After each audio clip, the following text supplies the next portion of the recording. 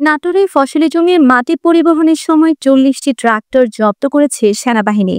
বুধবার দুপুরে সদর উপজেলার বাকসুর এলাকা থেকে জব্দ করা হয় ট্রাক্টরগুলো।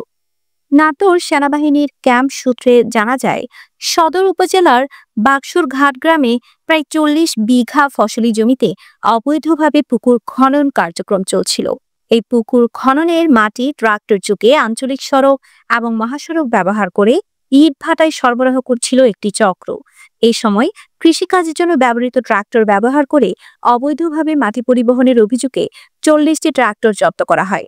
পরে জব্দকৃত ট্রাক্টরগুলো ট্রাফিক পুলিশের কাছে হস্তান্তর করা হয়।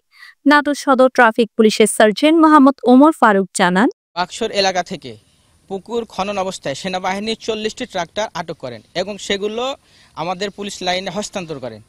এবং আমরা যেহেতু এই ট্রাক্টরগুলো কৃষিকাজে ব্যবহারের জন্য, রাস্তায় চলাচলের জন্য না, সেহেতু এই ট্রাক্টরগুলো আমরা সড়ক পরিবহন আইনের আলোকে ব্যবস্থা নিয়েছি এবং প্রত্যেকটা ট্রাক্টরের বিরুদ্ধে আমরা একটি করে প্রশিক্ষণ।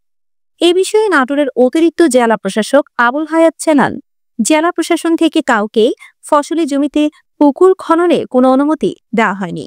News desk, daily timeline.